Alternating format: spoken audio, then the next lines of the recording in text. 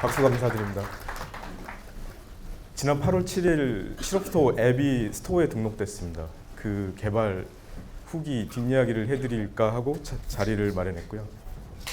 저희가 안드로이드나 보통 iOS로 대부분 저희 사내 프로덕트들이 출시되고 있는데 HTML5를 이용해서 상용한 사례이기 때문에 좀 의미가 있어서 소개를 좀 드리도록 하겠습니다. 기본적으로 오픈 소스를 활용했습니다. 앵귤러는 워낙 유명하고요. UI나 앱 관련해서는 아이오닉을 사용했습니다. 그리고 네이티브 단은 코르도바로 처리를 했습니다. 실업스토어 다들 많이 아실 것 같습니다. 여기서 언급이 돼서 간단하게 정리하면 O2O 마케팅 플랫폼, 솔루션, 그리고 사업팀에서는 어드민의 집합이라고 이야기하는 것 같습니다. 아직은 제가 보기에는 플랫폼은 아닌 것 같고요. 플랫폼의 여러 가지 속성을 만족하지 못했지만 대외적으로는 솔루션의 어떤 풀로서 매력적인 솔루션을 제공한다라고 해서 팔고 있습니다. 가장 대표적인 게 실업스토어 웹입니다. 지금 3.0이 출시가 되었고 기본적으로 어드민의 집합이죠. 사용자 입장에서는. 그리고 세븐일레븐이라든가 각종 좀 큰 업체들 그리고 어떤 맥심이라든가 브랜드 위주로 마케팅을 할 수 있는 솔루션과 플랫폼을 제공하고 있습니다. 대략 1년 반 이상이 지나왔고요. 그리고 이제 사업 영역을 좀 확장하기 위해서 올 초에 이제 실업스토어 앱이라는 게 기획이 됐습니다. 실업스토어 앱이 기획이 되고 이건 기본적으로 저희 동네 장사 하시는 분들 그리고 어떤 특정 가맹점이 아니더라도 내 이름을 걸고 하는 분들이 뭔가 손쉽게 뭔가 마케팅을 할 수 있는 솔루션을 제공하고자 만들었고요. 이게 이제 UX에서 만든 영상인데 한번 살펴보시기 바랍니다. 소리가 오디오 있나?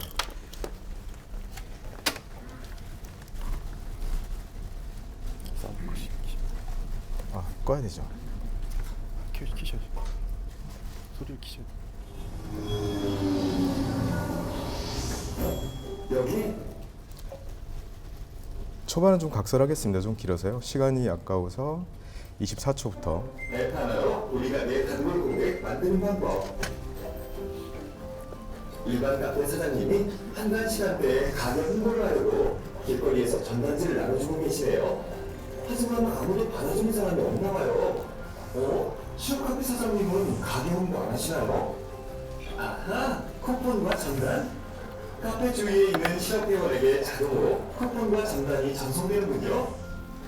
주변 고객들에게 자동 발송되는 쿠폰과 전단. 바쁜 시간대에 손님들이 몰렸나봐요. 손님 중 한 분이 지나가서 스탬프 종이를 찾고 있네요. 어디에 놨는지 모르는 걸까요? 뒤에 있는 손님들이 조금 화가 난 게 보입니다. 한편 실업 카페는 결제와 동시에 스마트하게 스탬프가 찍히는군요. 스탬프는 쉽게 찍어주고 단골 고객들도 관리하고.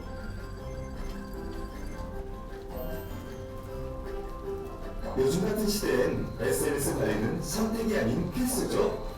복잡한 건 실업스토어가 정리해줄게요. 실업스토어는 고객들의 가격 평판을 자동으로 모아줘서 한눈에 확인할 수 있어요.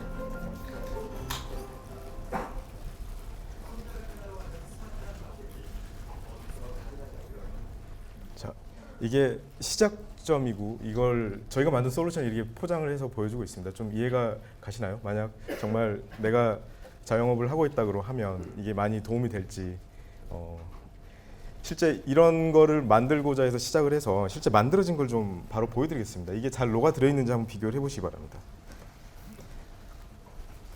자, 단골 가게를 어떻게 만들지 먼저 패스워드를 입력하고요.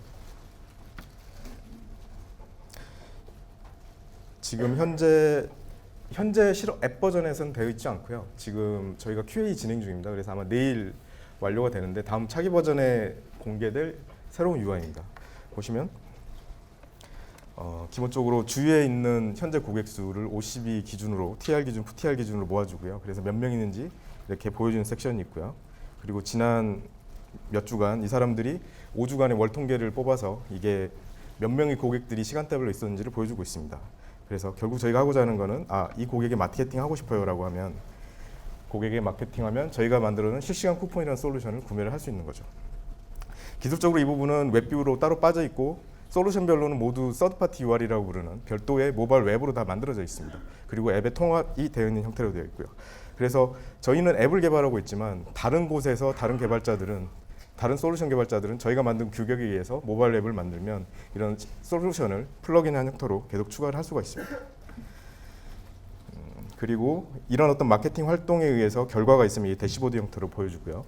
그리고 이건 아까 말씀드렸던 이 SNS 관리, 자기 매장에 대해서 누가 글을 남겼는지에 대해서 보여주는 대시보드 창이 되겠습니다. 이런 부분은 다 이제 HTML5로 저희가 다 코딩을 한 부분들이고 CSS를 사용을 하고 있습니다. 그리고 메뉴를 펼쳐보면 이런 하위 메뉴들이 있고요. 이 각각에 대해서는 좀 기술을 소개해드리면서 좀 더 자세하게 설명을 드리도록 하겠습니다. 자,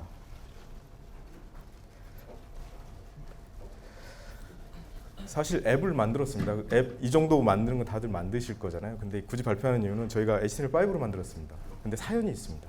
그 사연을 좀 들려드리고자 하는 거고요. 저희가 오픈 소스를 썼기 때문에 뭔가 어마어마한 프레임워크를 만든 건 아닙니다. 그래서 기술적으로 자랑할 건 없지만 무엇을 고생하고 무엇을 얻었는지에 대해서 좀 정리를 드리고자 합니다. HTML5 예전에 많이 들어보셨을 거예요. 2010년 초반 정도까지만 해도 저도 여기저기 좀 강의를 하러 다녔었는데 요즘 찾는 사람이 없습니다. 그리고 제가 마지막으로 본 자료, 이게 그제 자료인데요. 미국에서 앱 사용자가 보시면 3시간 40분까지 늘어나고 대부분 시간 90%를 앱에서 보내고 있고요. 이제 모바일 웹, 뭔가 HTML5가 뭔가 꿈을 펼칠 수 있는 세상은 점점 줄어들어서 10%. 더 이상 기술적으로 각광을 받고 있지는 않습니다. 액티브엑스 논쟁이라든가 대체품은 별개로 하겠습니다. 자, 근데 왜 HTML5를 했느냐? 사실 현실적인 이유가 있었습니다. 이게 실업스토어 웹이 굉장히 중요한 과제였고 앱은 초기 기획 단계에 있었습니다. 그리고 아시다시피 저희는 이제 백엔드 개발자와 어드민을 개발할 수 있는 이제 프론트엔드 개발자로 저희 그룹이나 본부가 주로 구성이 되어 있습니다. 그래서 이제 앱이 기획이 되고 어떤 형체가 조금씩 갖춰져 가는데 이거 어떻게 해야 돼? 이거 누가 개발할까요? 나오는 거죠. 지금 안드로이드, iOS를 개발해야 되는데 사실상 그거를 마땅히 개발할 사람들이 많지는 않았습니다. 많지 않은 상황에서 거의 이제 내재화 개발이 쉽지 않고 그럼 외주 개발로 가야 되는데 이거 이 좋은 프로덕트를 우리가 남에게 이 재밌는 걸 넘길 수 있느냐라는 고민을 시작해서 그럼 우리가 할 수 있는 걸 해보자 라고 했었고요. 그리고 이제 부문에서 여러 해 일을 하다 보니까 이제 프론트엔드 개발에 좀 지친 개발자들도 많이 있었고 뭔가 자발적으로 일을 하려면 새로운 기술셋을 가지고 상용화하는 것만큼 좋은 자극제가 없다라고 생각을 했습니다. 그래서 그러한 이유로 굉장히 많은 리스크가 있음에도 불구하고 우리 한번 개발을 하자라고 해서 5월 14일 날 첫 커밋을 하고 개발을 시작하게 되는 거였습니다. 시작은 이랬죠.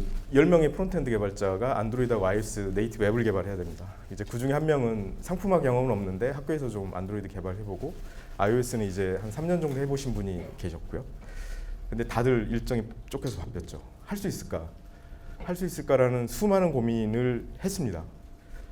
이제 저 같은 경우 과제가 부러지면 제가 다 책임을 져야 되잖아요. 그럼 과제가 성공하려면 가장 키가 무엇일까? 일단 UX나 기획 쪽에서는 크게 기술 자체에 대해서는 크게 질문을 던지지 않습니다. 완성도만 높으면 되는 거죠. 그래서 HTML5로 한다고 했을 때 다 우려하는 건 성능이고요. 그 성능 부분만 맞춰주면 딴지를 걸 사람은 없었습니다. 그래서 이걸 키 가치로 해서 뛰어들었고 날마다 데일리 빌드를 하면서 계속 성능 체크를 하면서 과제를 하게 되었습니다. 이렇게 HTML5로 앱을 만들어 보려는 시도가 가능했던 거는 조금 시간을 돌려보면 안드로이드 4.03에서 모든 웹의 UI 부분들은 GPU 가속을 받을 수 있습니다. 그래서 하드웨어 가속 시대가 열렸죠.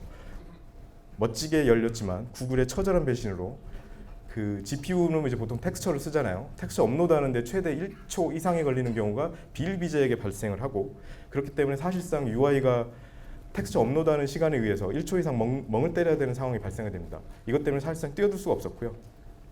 4.1에 와서 굉장히 많이 안정화가 됐고요. 그리고 4.2에 와서는 완성도가 어느 정도 갖추어졌습니다. 그래서 조금 해볼만 하다는 수준이 됐습니다. 그래서 어렵지만 해볼만 하다. 그리고 4.2. 일반적으로 HTML5 프레임워크가 성능을 자기들 기획한 대로 맞춰주는 게 보통 4.2에서 4.3을 잡고 있습니다. 페이모라든가 굉장히 많은 프레임워크가 있어서요. 근데 그런 기술적인 백그라운드가 있는 거고요. 기획을 설득했고 기획에서는 4.2 이상, 대략 한 10%, 한 12% 정도의 고객은 일단 좀 접어두겠다라는 합의와 함께 시작을 했고요. 저희도 이제 CTO에 있을 때는 자체 프레임워크를 몇 년을 개발했는데 만들고 싶습니다. 근데 개발 기간이 거의 한 달이 안 됩니다. GUI도 안 나왔고요.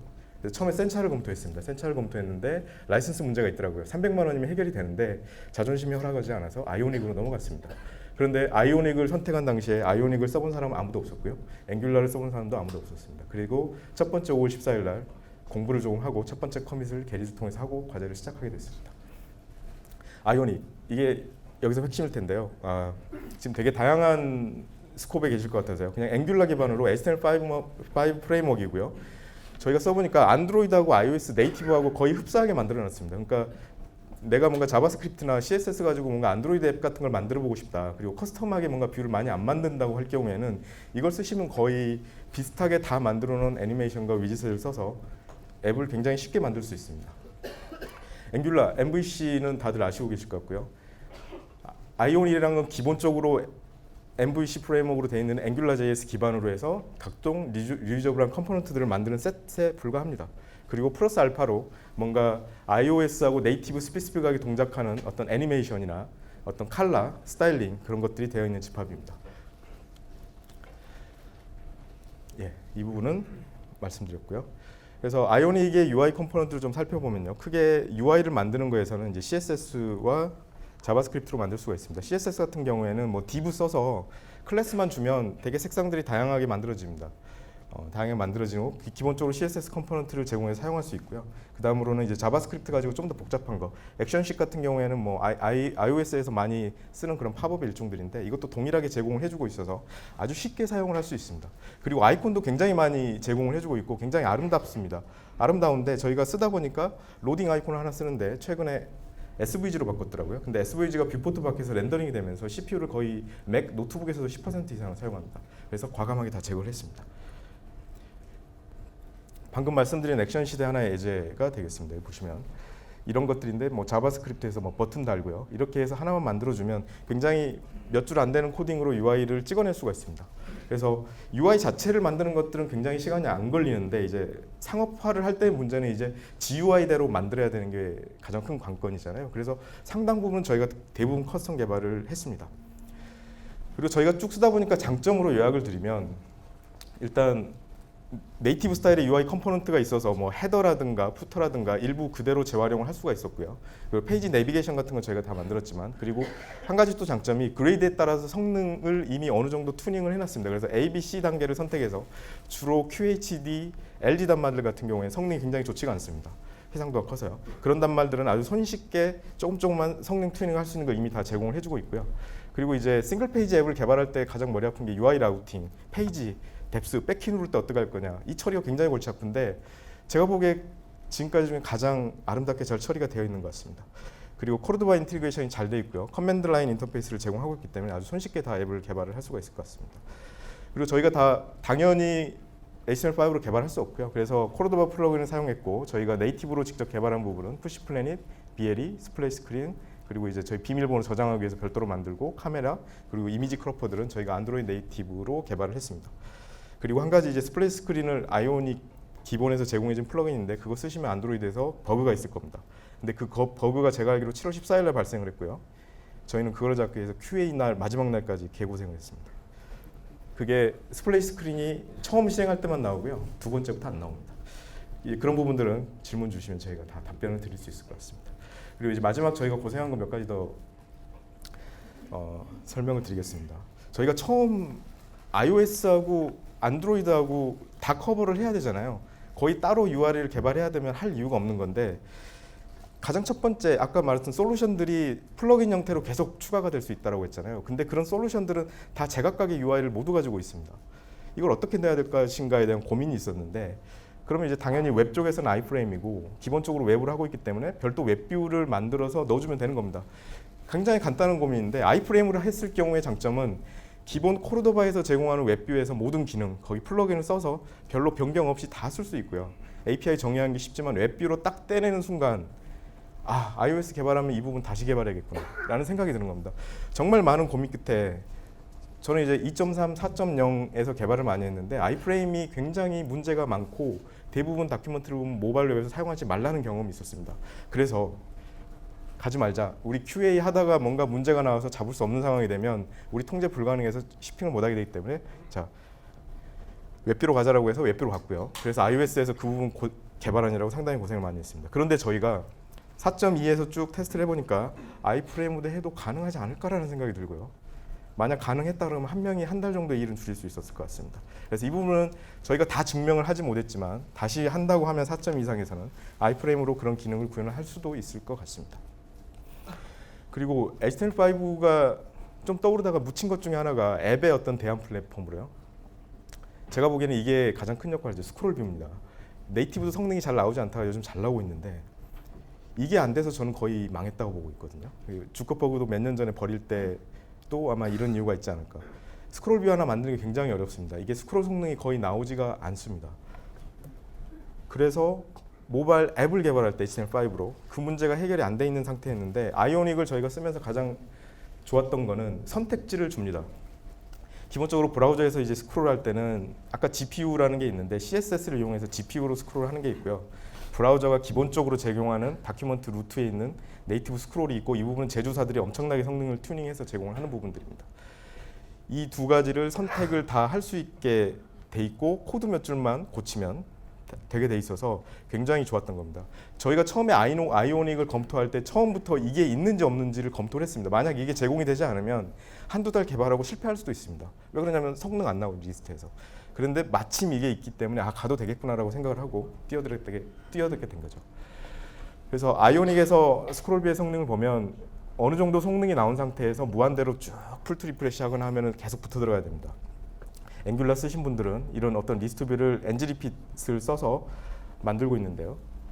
엔지리핏을 쓰면 기본적으로 CSS나 브라우저 네이티브 스크롤만 하고 이것도 리스트가 길어질 경우에는 성능이 나오지가 않는데 아이오닉에서는 컬렉션 리핏이라는 걸 제공을 합니다. 이게 뭐 하는 거냐면 뷰포트에 보이는 돔 노드의 개수를 제한을 합니다. 그리고 여기 코드를 보시면 여기 아이템 렌더 버프 8이 있는데요. 이게 뷰포트 전후로 프리렌더링을 해놓는 겁니다. 그러니까 손가락을 치고 갔을 때마다 프리렌더링을 해놓기 때문에 착착착착 빠져나가는 거죠. 이거 만들려면 굉장히 고생을 많이 하는데 이 부분들이 이미 다 프로그램적으로 제공이 되어 있어서 저희는 손쉽게 쓰고 기본적인 튜닝만 해줬으면 됩니다. 그리고 이제 저희가 또 하나 고생했던 것들은 이쪽 화면에 보시면 이게 펼쳐지는 속도가 있거든요. 지금 단말에서는 문제가 없고요. 여기서는 지금 속도가 좀 느린데 이 펼쳐지는 속도가 첫인상입니다. 이게 근데 LG 계열 단말에 다 속도가 나오지 않습니다. 처음 개발했는데 정말 이제 뒤지기 시작했습니다. 기본 아이오닉을 다 썼지만 그래서 봤더니 그 왼쪽 화면에서 보시면 이쪽에 블러링 이펙트가 들어갑니다. 블러링 이펙트를 저희가 웨키 필터를 써서 했는데 그게 속도 제약의 요인이 돼서 캔버스라는 태그가 있고요. 캔버스 가지고 이제 알고리즘 돌려서 이미지를 스태틱하게 만들어서 그냥 스태틱 이미지로 바꿨습니다. 바꾸는 작업을 해서 속도를 향상시켰고 다른 하나는 이제 보드 레디어스를 다 찾아서 제거를 했고요. 그리고 롤리팝이 나오면서 개발 도중에 이게 롤리팝 나왔으니까 기능이 굉장히 업그레이드 됐겠지 성능이랑 했는데 또 참담하게 깨집니다. 아이오닉의 성능이 떨어지고 커뮤니티에 그 수많은 스레드가 달리기 시작합니다. 그래서 그레디언트를 다 끌 수밖에 없었습니다. 그레디언트를 끌 수밖에 없었고 이게 깨알 같은 일들인데 그레디언트란 걸 보면은 여기서 보시면 이 헤더 아래쪽에 보더가 있거든요. 이 보더를 그냥 만들지 않고요. 이게 그 그레디언트 2픽셀짜리 그레디언트로 쫙쫙 깔아줍니다. 그래야 아름답게 나오거든요. iOS까지. 아이오닉은 기본적으로 그런 걸 제공해주고 있는데 그런 걸 찾아서 저희가 이미지로 그레디언트에서 다 바꿨습니다. 다 바꿨더니 이제 속도가 나오기 시작하더라고요. 그래서 이제 그런 삽질들이 좀 돼 있었고요. 그래도 풀지 못하는 단말이 있습니다. LG QHD라는 단말이 있는데 이게 정말 속도가 안 나오더라고요. 그래서 고민을 많이 했습니다. 제가 보기엔 한 30프레임 정도 나오는 것 같은데 최하 45는 넘어가야지 상품화할 수 있지 않을까 했는데 30프레임 정도 나오더라고요. 고민을 했는데 네이티브도 봤더니 네이티브 속도가 나오지 않습니다. 그러니까 푸시 내비게이션이 있는데 음영을 먹으면서 뒤로 빠지는 애니메이션이 있는데 LG가 워낙 급했는지 GPU 쪽 소프트웨어 스택이 충분히 최적화가 되지 않았는지 네이티브도 느려서 일단은 좀 눈을 감고 넘어가기로 했습니다. 그래서 이 부분 아직 못 풀었고요. 저희가 풀 수 없는 문제일 것 같습니다. 그리고 이 부분은 저희가 하면서 좀 후회했던 부분인데 저희가 하이브리드를 처음 개발하다 보니까 처음 아까 앱 실행할 때 그 패스워드 창이 있는데 그 패스워드 창이 지금 아이오닉이라는 HTML5 영역에 개발을 해놨는데 기획팀에서 출시하기 직전 막 QA하고 있는데 패스워드 창을 아까 그 솔루션 창 그 별도 웹뷰로 넣어달라는 겁니다. 쉽죠. 있는 거 옮겨달라는 건데 근데 저희는 옮길 수가 없는 겁니다. 왜 그러냐면 다 이쪽에서 HTML5로 개발했는데 저쪽 페이지로 들고 가야 되거든요. 그리고 다 아이오닉으로 개발이 돼 있고 그럼 네이티브로 개발해야 되냐부터 해서 수많은 고민을 하다가 결국은 스코바웃을 시켰습니다. 스코어박을 시키고 지금 다시 고민 중인데 처음부터 그 UI의 어떤 단위를 쪼갤 때는 네이티브하고 하이브리드 간에 어떻게 호출될 건지 지오더링 문제는 있겠지만 그거를 보고 좀 설계를 했었어야 되는데 그 부분은 살짝 미진했던 것 같습니다. 그래서 네이티브에서 쓸 수도 있고 하이브리드 아니 웹에서도 쓸 수 있는 부분들은 처음부터 네이티브로 해서 별도로 액티버트를 구현을 했으면 지오더링 문제가 없는 경우에 시나리오가 다 처리가 가능한데 그 부분을 할 수가 없어서 좀 아쉬웠습니다. 그리고 한 가지 저는 과제를 하면서 대략 한 8월 아니다 그 7월 중순인가 팀원들이 그러더라고요. 저는 분명히 찾아온다. 4.0하고 4.1을 어떻게 할 거냐고. 그래서 저는 인텔 크로스웍을 사용을 해서 계속 성능을 측정을 하고 있었습니다. 인텔 크로스웍은 그 크롬 앱뷰 엔진이 그대로 패키징돼서 앱하고 같이 나가는 겁니다. 대신 이제 한 20메가 정도. 그러니까 안드로이드 4.0에서도 크롬 엔진에 앱을 돌릴 수 있는 거죠. 이렇게 해서 하니까 기본적인 성능이 뛰어나지는 않습니다. 해보니까요. 이게 뭔가 그래픽 칩셋에 최적화가 되어 있지는 않은 것 같은데 기본적으로 상품화할 만한 수준이 되는 겁니다. 그래서 4.0하고 4.1은 요구하면 바로 패키징해서 내보내겠다라는 생각으로 했고요. 그리고 이제 안드로이드 2.3은 완전히 포기를 했습니다. 그래서 한 줄로만 요약을 하겠습니다. 딱 정확하게 끝날 시간인데요. 저희가 방금 보여드린 UI 정도면 제가 보기엔 한 4.2에서 지금 iOS도 개발하고 있는데 7.0 정도까지 지금 실업이라든가 그런 데는 굉장히 스크롤링 하는 게 복잡해서 하시면 안 된다라고 말씀드리고요. 아까 그 정도 수준의 UI를 갖는 복잡도를 갖는 앱은 한번 해볼 만하다. 그런데 이제 알려드렸듯이 굉장히 많은 삽질들이 필요하고 그 부분에 대해서 이제 잘 해결을 할 수 있는 전문가들이 있다면 한번 도전을 해보십시오. 그리고 아이오닉이 거저 있는 건 아니고 여러 수많은 성능 튜닝을 해야 되고요. 이런 부분들은 이제 혹시라도 사용을 하신다면 저희의 경험들은 공유를 드릴 수 있을 것 같습니다. 그리고 지금 현재 이제 다음 버전도 개발 중이고 스위프트 기반으로 해서 이제 iOS 버전도 개발하고 아마 10월 말이나 11월 초에 아마 출시가 될 것 같습니다. 예, 여기까지고요. 정확하게 21분 했네요. 예.